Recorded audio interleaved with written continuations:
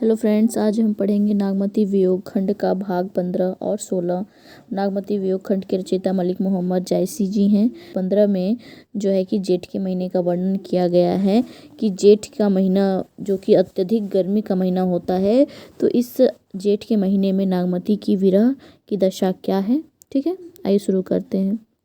जेठ जरे जग जले लुआरा, उठई बवंडर परही अंगारा। जेठ का महीना आते ही सारा संसार जलने लगता है। सर्वत्र लू के झोंके जलने लगते हैं, बवंडर उठने लगते हैं और अंगार बरसने लगते हैं।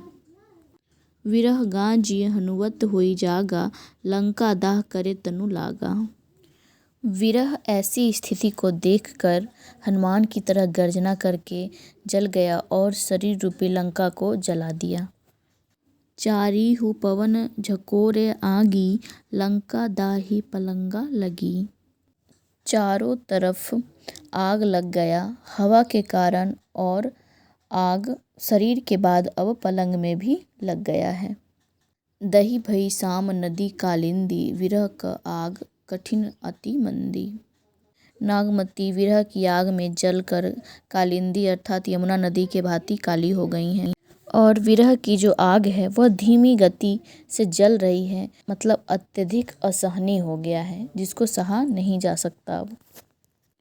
उठे आगी ओ आवे आंधी, नैन न सूझ मरो दुख बांधी। जेठ की दोपहरिया में आग उठने लगी है और आंधी चलने लगी है और आँखों से कुछ दिखाई नहीं पड़ता, और नागमती जो है वह कष्ट के बंधन में पड़कर तड़प तड़प कर मर रही हैं। उनका कहने का यही अर्थ है। अधजर भयों मासु तनु सूखा, लागेऊं विरह काल हुई भूखा। अध जली हो गई हूँ, शरीर का मांस सूख गया है, विरह रूपी काल भूख की भांति उसे खाया जा रहा है।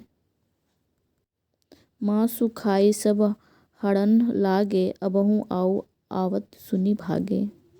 मांस खाकर वह हड्डियों से चिपका जा रहा है, विरह वह हड्डियों से चिपका जा रहा है। हे प्रियतम, तुम अब भी आ जाओ। तुम्हें आता सुनकर वह तुरंत भाग जाएगा और मैं पहले की जैसी सुंदर स्त्री बन जाऊंगी।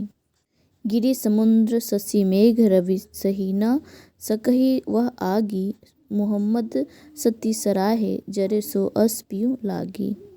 नागमती के विरह का वर्णन करते हुए जायसी जी कहते हैं कि नागमती का जो विरह है वह अग्नि है, उसे पर्वत, समुद्र, चंद्रमा, बादल, सूर्य भी सहन नहीं कर सकते। वह तो स्त्री सराहनीय है जो अपने प्रिय के लिए अपने आप को जला रही है। ठीक है, तो हमारा अगला 16वां पंक्ति है। इसमें जो है कि आषाढ़ के महीने का वर्णन किया गया है, तो आइए पढ़ते हैं।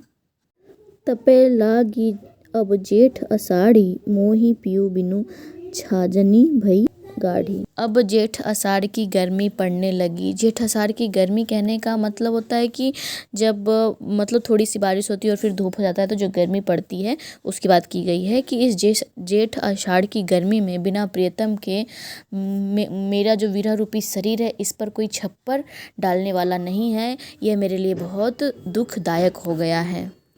तन तिनौर भा झूरो खरी, भई बरखा दुख आगरी जरी।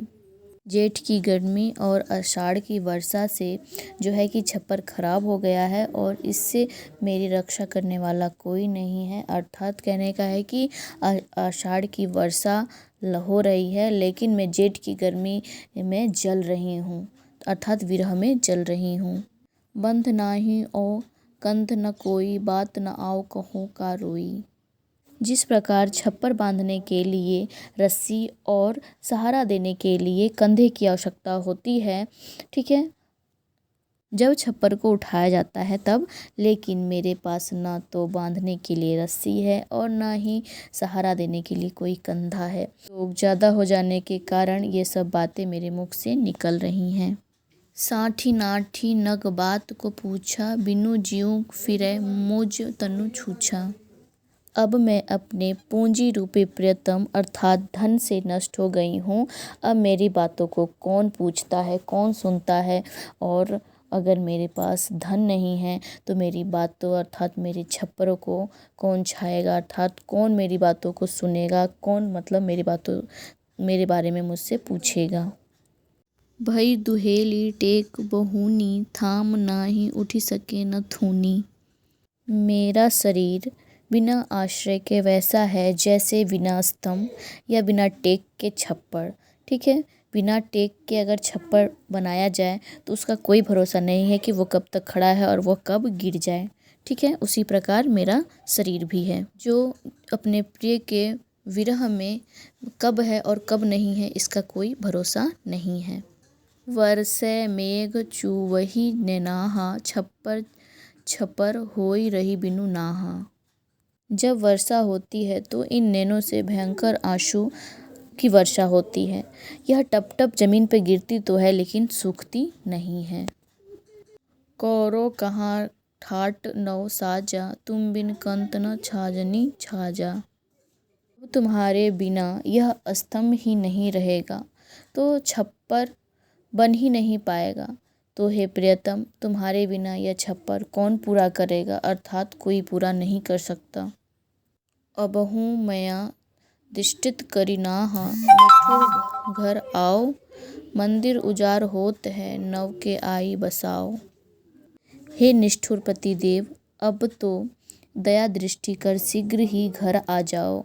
यह शरीर रूपी मंदिर उजड़ा जा रहा है, अर्थात शोभाहीन होता जा रहा है, अतः शीघ्र ही आकर इसे नए रूप में बसा दो, अर्थात तुम जल्दी से मेरे पास आ जाओ जिससे कि मैं फिर से पहले की तरह हो जाऊं। धन्यवाद।